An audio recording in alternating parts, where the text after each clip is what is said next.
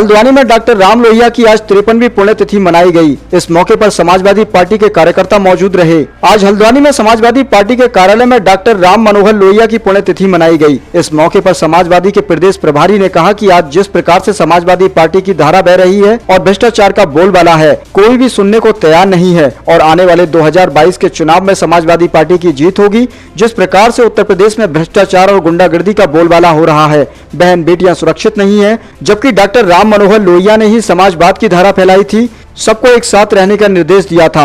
लेकिन आज सभी लोग आपस में एक दूसरे से दूरियां बनाए हुए हैं। लेकिन समाजवादी विचारधारा के लोग एकजुट होकर 2022 का चुनाव लड़ेंगे।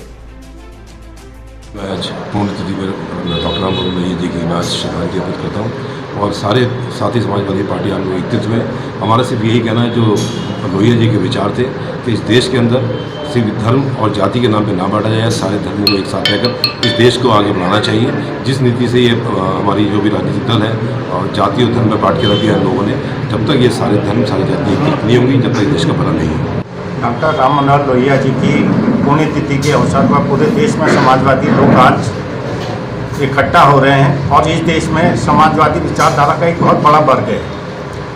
डॉक्टर लोहिया के जो शिष्य रहे वर्तमान में जो हैं आज, उनमें जहां मुलायम सिंह यादव जी, अखिलेश यादव जी हैं, उत्तर प्रदेश में समाजवादियों का प्रतिनिधित्व करते हैं, तो वहीं बिहार में नीतीश कुमार, रामविलास पासवान गुजर गए, रामविलास शरद यादव और लालू प्रसाद यादव, ये सारे लोग समाजवादी कुनबे के लोग हैं। जिस दिन समाजवादी लोग डॉक्टर लोहिया के विचारधारा पर एक दिन पुनः इकट्ठा हो जाएंगे, हमारा कहना है। समाजवादी, जैसा अभी हमारे एक साथी ने कहा, समाजवादी पार्टी एक दल नहीं, एक विचारधारा है। समाजवादी आंदोलन को मजबूत करना है। तो आज हम सारे लोग समाजवादी लोग महसूस कर रहे हैं कि इस देश में एक तरफ तो ऐसे लोग हैं जिनका पूंजीपति, उद्योगपति ऐसे लोग हैं जिनका एक दिन का आमदनी 1 करोड़ से ज़्यादा है। एक तरफ वो लोग हैं जिनके आमदनी 100 रुपया भी नहीं है। तो डॉक्टर लोहिया ने यही संघर्ष किया था कि 1 और 10 का अंतर, अमीरी और गरीबी का जो आकाश पाताल है, उस अंतर को कम करने की सरकार को नीति बनानी चाहिए और अधिक से अंतर यदि कहीं होना चाहिए आमदनी में।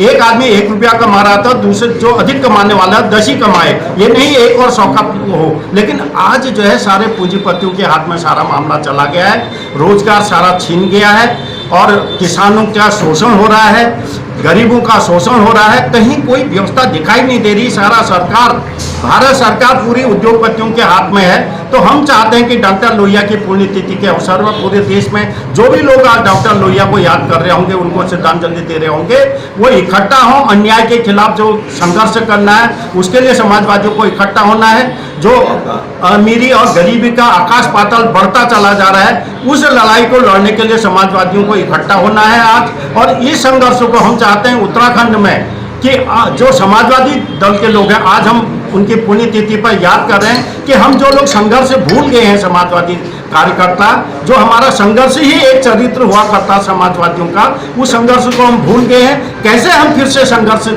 करें और कैसे समाजवादी विचारधारा को जनता के बीच में पहुंचाएं, यही प्रण के साथ आज हम लोग यहाँ पर